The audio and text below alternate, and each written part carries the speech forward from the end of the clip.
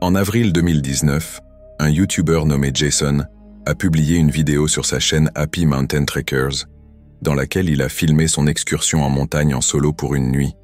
Sa chaîne est consacrée à tout ce qui touche à la nature, et Jason y publie fréquemment des vidéos de ses aventures de randonnée, de camping et de survie en forêt. Dans cette vidéo en particulier, sa montée vers la montagne est plutôt tranquille, et dès son arrivée au campement, Jason commence à monter sa tente et montre à ses spectateurs comment il allume un feu alors que le soleil commence à se coucher. En attendant la fin de la journée, il tente sa chance dans la sculpture de cuillère, et c'est à ce moment-là qu'il dit avoir entendu un bruit étrange venant du sommet de l'une des montagnes. Cependant, il le met sur le compte d'un oiseau ou d'un autre petit animal et continue à préparer la nuit. Vers 21h, il éteint sa caméra pour aller se coucher, mais moins d'une heure plus tard, il se réveille à cause d'un bruit étrange qu'il affirme ne jamais avoir entendu auparavant dans sa vie. Il précise que cela ressemblait à un genre d'appel guttural d'animal, mais comme le son venait de loin, il n'a pas pu identifier ce que c'était. I'm still rattled. I've never heard anything like that in my life. It sounded like a mix between almost like a pig,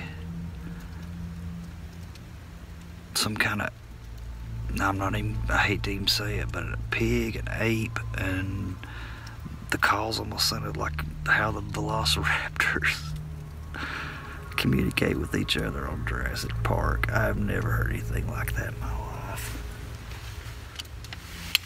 Encore secoué par ce réveil brutal, il essaie de se rendormir. Mais quelques heures plus tard, vers 1h du matin, il se réveille de nouveau à cause de ce qu'il décrit comme le bruit de quelque chose ou de quelqu'un faisant le tour de sa tente. Whatever it is, it's close.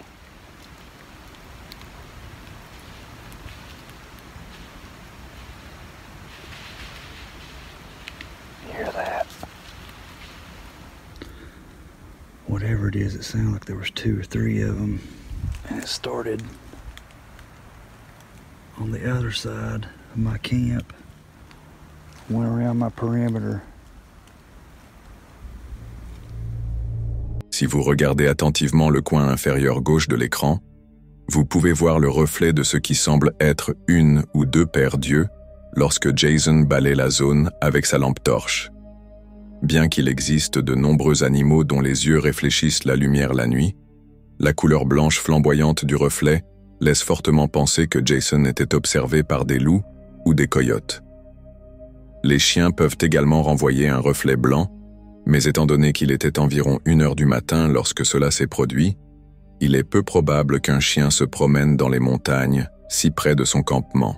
Les attaques de coyotes et de loups contre les humains sont rares, car les deux espèces ont tendance à éviter le contact humain, mais ils peuvent toujours devenir très agressifs s'ils se sentent menacés, surtout s'ils ont des chiots à proximité. Si tel était le cas, Jason serait en danger grave, mais il ne semble même pas remarquer les yeux le regardant pendant qu'il scanne la zone avec sa lampe de poche. Heureusement, il est retourné dans sa tente et a dormi en toute sécurité toute la nuit. Lorsqu'il s'est réveillé le lendemain matin, il a enregistré une autre mise à jour pour ses téléspectateurs, mais il n'a jamais mentionné les yeux que son appareil photo avait capturés la nuit précédente, suggérant qu'il n'aurait jamais remarqué. Après cette vidéo, il n'y a eu aucune autre mise à jour concernant cet incident. Faites la connaissance de Charles, un YouTuber que vous connaissez peut-être grâce à sa chaîne Son of a Bear. Connu pour son amour du grand air, Charles part souvent à l'aventure dans certaines des forêts les plus magnifiques, partageant chaque instant avec son public. Mais en ce jour particulier, ce qu'il a capturé à la caméra allait lui glacer le sang, quelque chose qu'il n'aurait jamais pensé rencontrer. C'était le 18 juillet 2021, une journée ensoleillée et chaleureuse dans les Blue Ridge Mountains. Charles passait son été plongé dans la sérénité de la nature, se réveillant chaque matin au son des oiseaux et du bruissement des feuilles. Welcome to the crib. This is a 10 by 10 wall tent that I live in for the summer. Let me show you around. I'm living in this 10 by 10 wall tent for the summer. It's on a 100-acre property outside of Asheville in the Blue Ridge Mountains. This tent has 2 of everything. 2 windows, 2 doors, 2 outhouses. The property has a farm, several houses, tons of dogs, animals, even a pond. I rent the tent on a 100-acre property that borders a national forest in the Blue Ridge Mountains. I'm surrounded by mushrooms and plants, and I go foraging every day and build campfires. Alors que Charles décrit son environnement paisible dans son vlog, l'endroit semble être parfait pour se déconnecter du chaos de la vie quotidienne. Mais il était loin de se douter que cette oasis de calme allait bientôt se transformer en cauchemar. Plus tard dans la journée, Charles partit pour une expédition de cueillette de champignons, l'un de ses passe-temps favoris. La forêt était tranquille, les seuls sons étant le craquement des feuilles sous ses pas et le chant occasionnel des oiseaux. Mais soudain, sans prévenir, sa quiétude fut brisée. And this one looks like it has a bite out of it. And this one. And there's one over here. Looks like it's holding some water. Huh?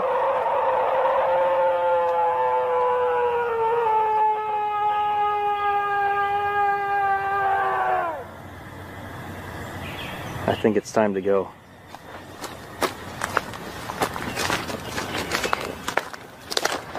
Un cri strident, glaçant le sang, déchire le silence de la forêt. Le hurlement est proche, comme si quelqu'un était en grande détresse, endurant peut-être une douleur inimaginable. Charles, visiblement secoué, murmure « Je crois qu'il est temps de partir ».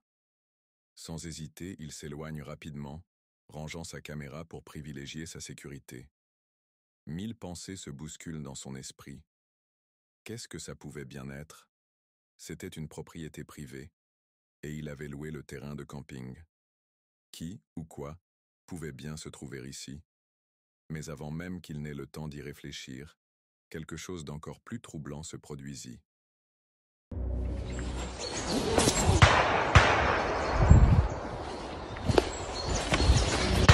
Charles attrapa son téléphone et commença à filmer, enregistrant distinctement le son de coups de feu résonnant dans l'air. Cela pouvait-il être lié au cri glaçant qu'il avait entendu plus tôt? Charles n'avait pas l'intention de rester pour le découvrir. Il regagna rapidement son campement, secoué mais déterminé à signaler l'incident. Une fois sur place, il parla avec le propriétaire du terrain, lui racontant son expérience terrifiante. Le propriétaire, stupéfait, fut incapable de fournir la moindre explication. À ce jour, les événements restent un mystère. Aucune information supplémentaire n'a jamais émergé concernant ce qui s'est passé dans ces bois. Alors, qu'en pensez-vous? Le cri et les coups de feu étaient-ils liés? Quelqu'un était-il en danger là-bas? Ou bien quelque chose de plus sombre rôdait-il dans les Blue Ridge Mountains ce jour-là? Dites-le nous dans les commentaires ci-dessous.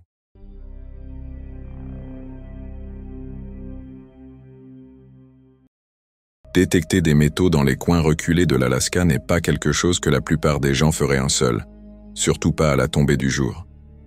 Mais pour le YouTuber Keith, qui tient la chaîne Metal Detecting in Alaska, ce n'est qu'une soirée comme une autre.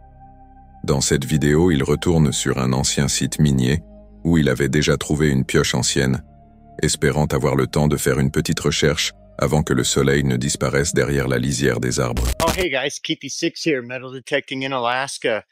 I'm back out this evening to that same mining spot that I was at last time where I found the pick. So I have about an hour, hour and a half before dark. So let's see what we can find in that time. I brought my bounty hunter, Time Ranger Pro, and my little probe. So we'll walk around and see what we can find.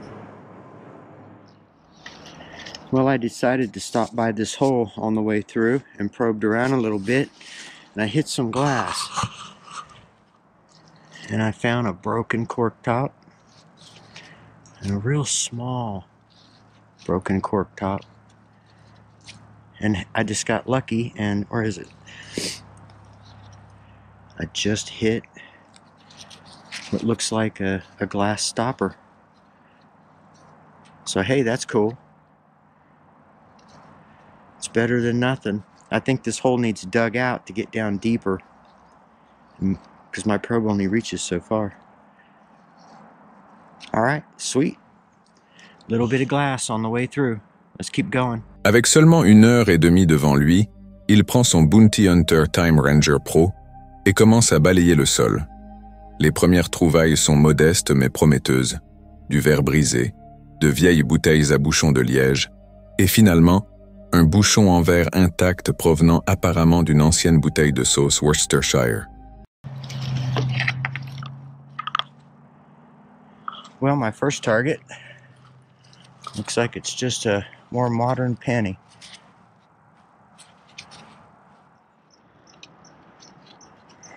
Now, next target looks like a part to an old lantern.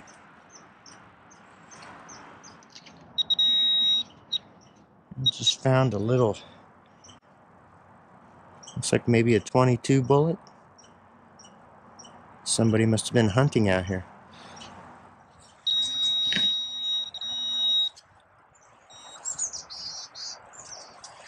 I've got a big iron target here, so I'm curious to see what it is. Is it a pick?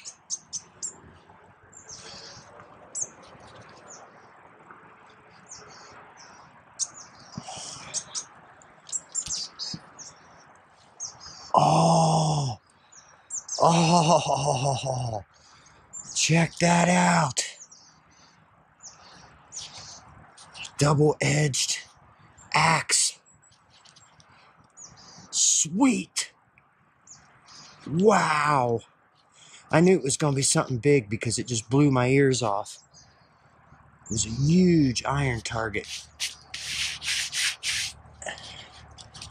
Wow. Sweet. That is awesome. Man, I can't believe it.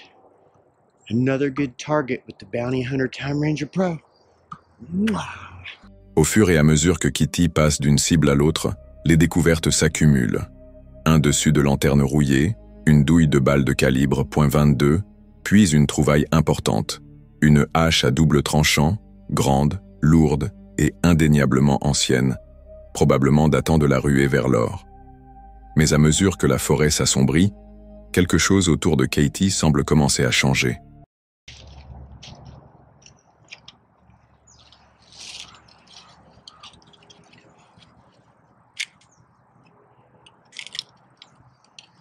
Old box.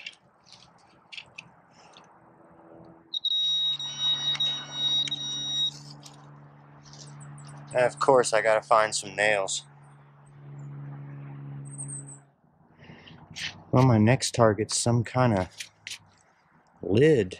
I'm thinking like to a salt or pepper shaker because it has all these little holes. Cool find.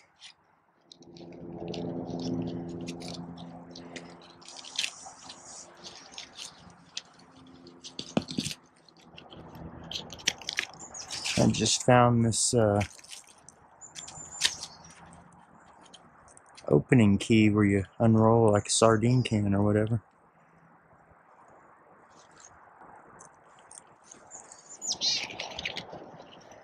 I just dug up another trap.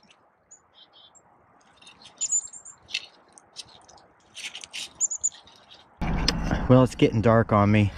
Down to my last target. Looks like a little wooden, or what's that?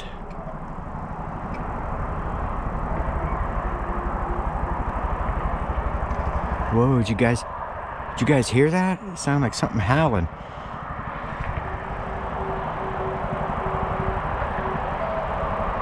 Still hear it.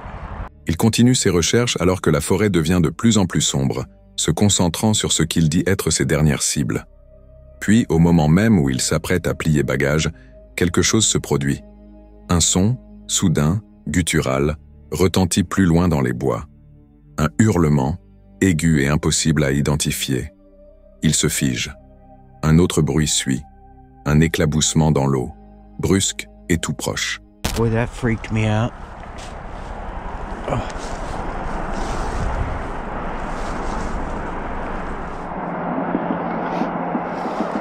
All right, so I'm working my way back. Whoa, did you hear that?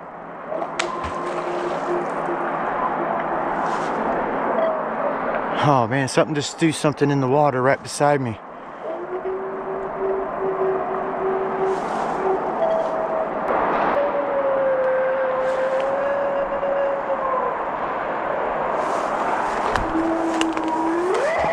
Oh, jeez. All right, guys, let's get out of here. I just threw something else in the water just now. All right, I'm finally getting close to the road. Whew, that scared the crap out of me. Let's get back to the house and get ready for the roundup. Il décide de ne pas attendre pour découvrir de quoi il s'agit. L'adrénaline montant visiblement, il saisit son matériel et commence à regagner la route, sa caméra ne captant que de brefs aperçus du sentier assombri derrière lui. Lorsqu'il atteint enfin son véhicule, il est manifestement bouleversé. Well, hey guys, welcome to my roundup. Here's everything I found tonight on that short evening hunt. And boy, was it a spooky walk coming out of the woods. My best target for this evening was this double-bladed axe head. I love finding these things. Just think somebody was chopping wood or building something with this during the gold rush. I'd love to put a new handle on it and restore it. That'd be really cool. And then I found the top to an old lantern. And then I found an old tin. I think this was probably an old tobacco tin. I found the key to the top of another can that you would crank to open it, like maybe a sardine can. I did find a lot of old disintegrated cans, didn't bring all that home. Lors du récapitulatif, il présente toutes ses trouvailles de la soirée. La hache, les vieilles boîtes en métal, les morceaux de verre brisés. Mais il est évident que son esprit est encore resté dans les bois, à rejouer ce qu'il a entendu. Il ne cherche pas à exagérer ni à dramatiser l'expérience. Il dit simplement que le retour lui a semblé angoissant et que les sons perçus n'avaient rien de naturel. Dans un état comme l'Alaska, les rencontres avec la faune font partie des risques.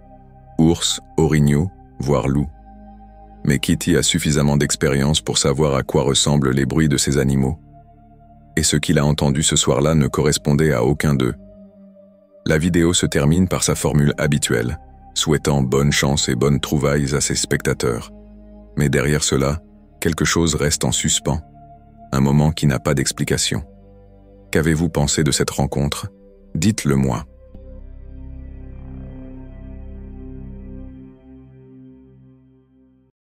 Le 13 août 2023, la chaîne YouTube Victoria Rose, tenue par une voyageuse solo passionnée de van life, a partagé cette vidéo. Elle propose souvent des aperçus bruts et authentiques de la vie sur la route. Sa chaîne est un mélange de sérénité et de sens pratique. Mais tous les voyages ne se déroulent pas comme prévu, et dans ce cas précis, la paix fut la dernière chose qu'elle trouva. Ce jour-là, elle partit avec son optimisme habituel. Après une visite dans son magasin Amish de surplus préféré, elle avait prévu de passer la nuit en camping sauvage gratuit, quelque part dans les forêts de l'État de New York. C'était une expérience qu'elle n'avait encore jamais tentée dans cette région. Let's do 24 hours in my life living in my converted Jeep, okay? We'll do that. I was gonna do like a day in my life, maybe that's what it'll be too, but I'm starting a little bit late. It's like 11, so I got up, I'm trying out this new mineral multivitamin drink that I take in the mornings, and before I go out and find a place to live in the forest, I wanted to stop at the Amish store. If you guys have been following me for a while, then you know that where I'm around here, around a lot of Amish people and in the country. And my favorite thing about that is that there's dented can stores which sell like expired foods at a really cheap cost. So I save so much money when I'm here, which I'm saving money right now to go international and do van life internationally. We're going to do that first. And then I'm going to, for the first time ever, I'm going to find free dispersed camping, probably in New York. I'm going to go to New York today. And I've never done this in this area, so I don't know what I'm going to find. Hopefully it works out. Hopefully I'll have somewhere to sleep today. But let's get some... À l'ouest, elle avait l'habitude de vastes étendues ouvertes et d'une solitude presque garantie. Mais dans le nord-est, où les terres des forêts nationales sont rares et surveillées, le camping sauvage exige un peu plus de prudence. Malgré tout, elle trouva un endroit prometteur. Elle s'installa confortablement, recouvrant son lit de couverture douce et préparant un repas avec les provisions non périssables qu'elle avait achetées plus tôt. À la tombée de la nuit, l'ambiance était paisible. Son van était verrouillé, le ventilateur tournait, et elle finit par s'endormir. À 2 heures du matin, des lumières vives et le bruit de pneus écrasant le gravier la réveillèrent en sursaut. Un groupe de personnes venait d'entrer sur son emplacement de camping, pas à côté mais directement dans le sien, et s'était garé si près que leur véhicule l'empêchait même de repartir. What the f...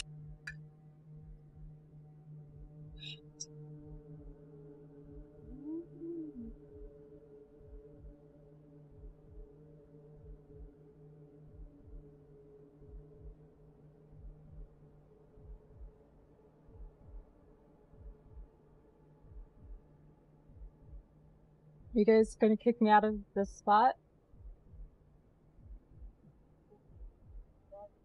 Huh?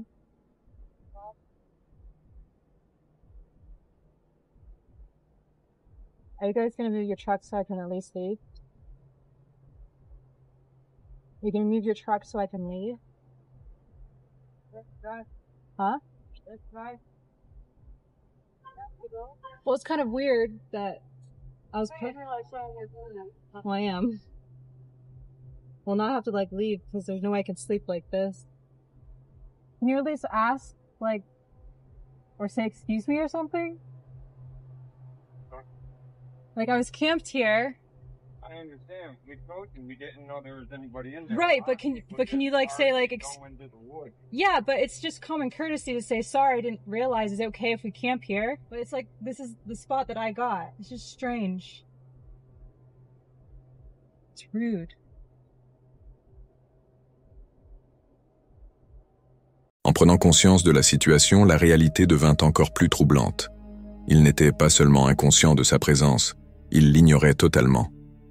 Elle sortit pour leur parler, expliquant calmement qu'elle était là depuis toute la soirée et qu'elle dormait déjà lorsqu'ils étaient arrivés. Mais ils refusèrent de reconnaître la moindre faute. Aucune excuse, aucun geste pour se déplacer, aucun respect. Quand elle leur demanda de déplacer leur camion pour qu'elle puisse partir, ils répondirent par un sarcasme méprisant, la traitant comme si c'était elle l'intruse. Il n'y eut ni hausse de voix, ni menace directe, mais cela n'avait pas besoin d'aller jusque-là. Le ton employé, l'indifférence totale, et l'inconfort d'être une femme seule entourée d'inconnus dans le noir en disaient suffisamment. Réalisant que l'espace ne lui appartenait plus, et probablement ne l'avait jamais été à leurs yeux, elle prit la seule décision possible, faire ses bagages et partir. I know where to go or what to do. It's like 2 in the morning. This is so strange. I've never had this happen out the West. Off-road lights.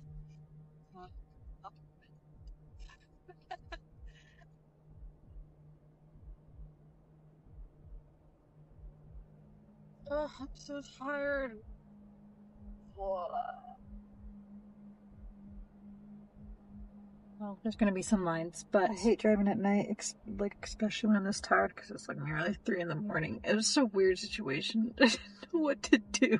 Like, what do you do? Infiltrating. It's so loud too. So I just had to drive to a rest stop. I didn't want to make a big deal because there was kids. It's so rude. Like, they're so rude, and they're just like not looking at me, acting like I wasn't even there, and I was standing there, but like, hey, can you at least say excuse me, or can you say sorry, or can you at least ask me for the campsite, even though like that's rude in itself. Like, it's 2 in the morning. The camping culture in the West versus the East is so much different. Dans le sillage de cet événement, sa vidéo ne tombe pas dans le sensationnalisme. Elle ne demande pas de pitié.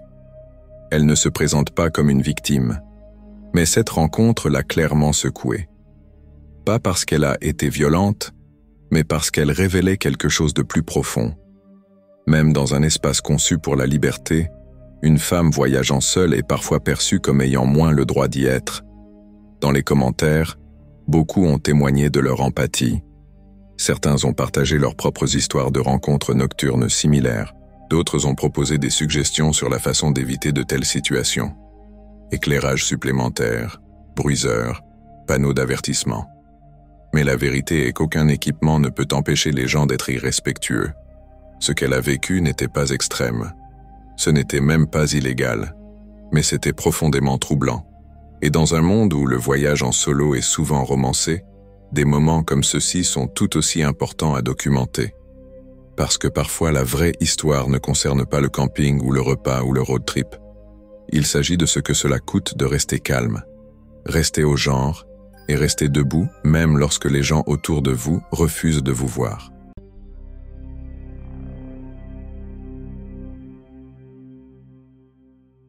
Toby Explorers est un nomade solitaire et un YouTuber qui documente ses nuits passées dans la nature, souvent en campant dans des endroits que la plupart des gens éviteraient.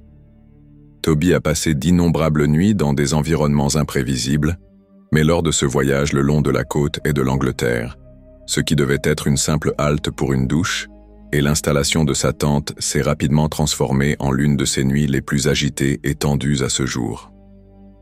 Sa journée avait pourtant commencé de manière assez routinière. Après avoir pris rapidement une recharge et un café en ville, Toby s'est mis en marche à travers un petit village près de Cromer.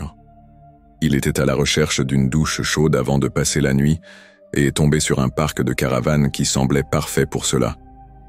Il a réussi à se laver et s'est senti plus rafraîchi qu'il ne l'avait été depuis des jours. Okay, so I've just left Costa Coffee. All my power banks and my phone are probably on about 70% charge overall. I'd still like to get that up to 100%, but sometimes you just don't have enough hours in the day for this stuff. Anyway, I've come out of Costa's. Grace threw me out because it was closing time. Hey Grace, how you doing? Nice to talk to you, sweetheart. Anyway, I am heading down to the beachfront at Cromer because I'm going to try and find somewhere to sleep for the night. However, before that, thank you mate. However, before that, I want to try and find somewhere to have a shower. This is a relentless problem of mine, but sometimes I can end up showering in the weirdest and randomest places. So for now, that's the mission for tonight. Well, it was very nice. Now, I just got to find. Now I just got to find somewhere to sleep.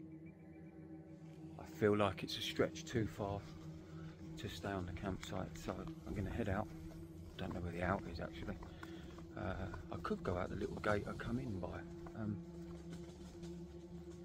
Alors que la lumière du soir commençait à s'estomper, il prit la décision de redescendre vers la plage, à la recherche d'un coin tranquille où passer la nuit.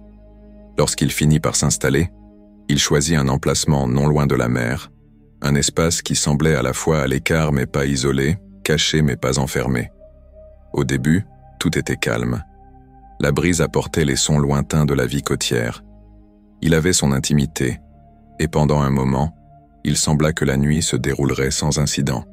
Puis le premier véhicule arriva. Right, it's on me. So, oh no, they're just a couple of people pulling over. See, this is what's interesting. It's kind of just so real life. This is why I won't put a torch on, guys. They might not have even seen me. They might do now though, because they've just turned all their own lights off, so I might stand out a little bit. So I'm going to go. I'm going to get in the tent. Should anything exciting happen, then obviously I'll try and share that with you. But...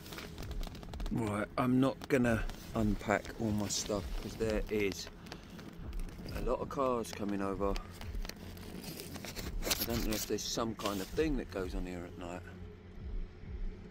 They seem to be ignoring me, but I have no idea. That, yep, here we go, look.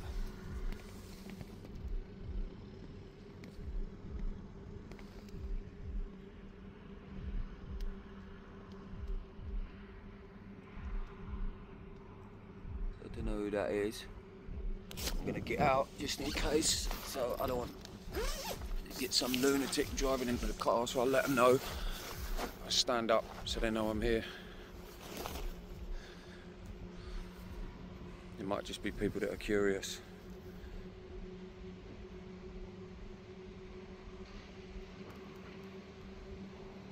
Une voiture s'approcha de son camp, phares éteints, avançant assez lentement pour laisser penser que le conducteur observait. Après un moment, elle repartit et disparut. Toby laissa passer, se disant que c'était probablement juste un habitant du coin. Mais une autre voiture arriva, faisant exactement la même chose. Personne ne parla, personne ne sortit, mais ce manège circulaire mit ses nerfs à vif. Peu après, un nouveau son se fit entendre. Le bourdonnement distinct d'une moto approchant, son moteur vrombissant à mesure qu'elle se rapprochait de sa tente. Elle s'arrêta. Quelques instants de silence. Puis des bruits étranges, quelque chose entre l'accélération et le ralenti, comme si le conducteur cherchait délibérément à signaler sa présence.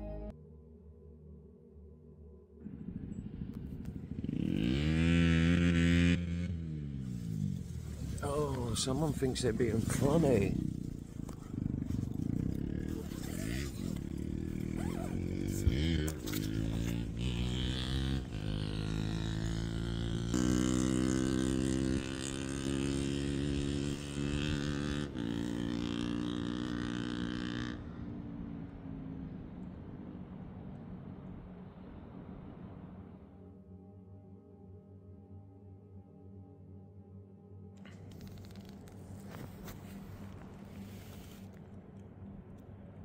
There's a car right there, just parked in the middle of the field.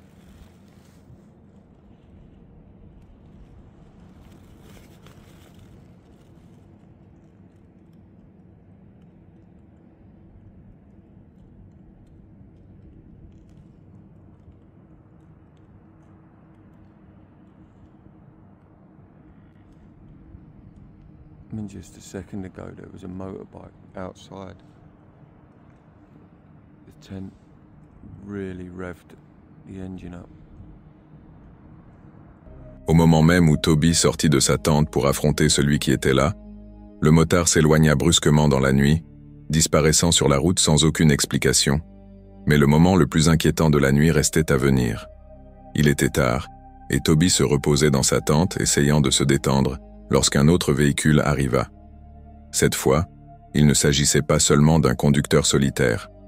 3 individus en descendirent. Ils ne parlèrent pas, n'allumèrent aucune lampe, ils se contentèrent de se déplacer autour de la tente, beaucoup trop près pour qu'ils soient à l'aise. Toby ne pouvait pas savoir ce qu'ils faisaient, ni pourquoi ils étaient là, et il n'était certainement pas prêt à le demander.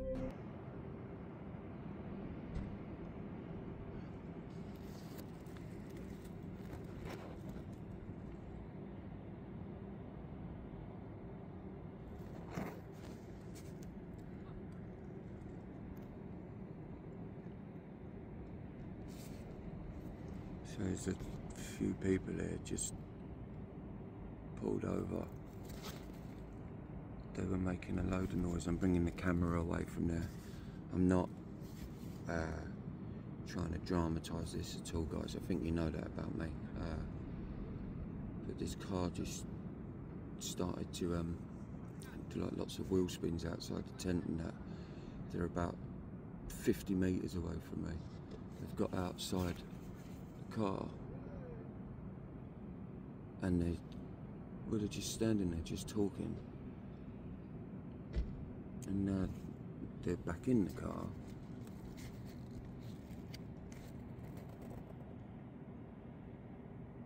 And it looks like they're gonna go.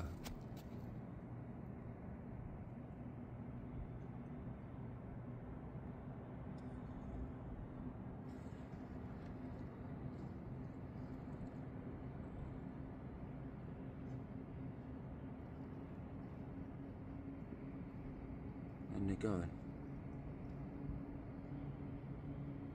Pendant plusieurs minutes tendues, il resta immobile, espérant ne pas attirer l'attention. Finalement, le groupe regagna son véhicule et partit. Aucune parole échangée, aucune confrontation. Le silence, l'imprévisibilité, l'absence totale de contexte. Plus tard, il dira dans sa vidéo que c'était l'une des rares nuits qu'il avait véritablement troublées et qu'il n'était pas certain des intentions de ces personnes, s'ils étaient simplement curieux, ou bien quelque chose de pire. Toby ne dramatise pas ce qui s'est passé. Mais la réalité de ce qu'il a filmé est indéniable. Ce n'était pas une histoire d'horreur inventée, ni un récit scénarisé. C'était juste un homme, seul dans la nature, réalisant que ce qu'il y a de plus effrayant, ce n'est souvent pas la nature, mais les gens. Et vous, qu'avez-vous pensé de cette rencontre? Dites-le moi.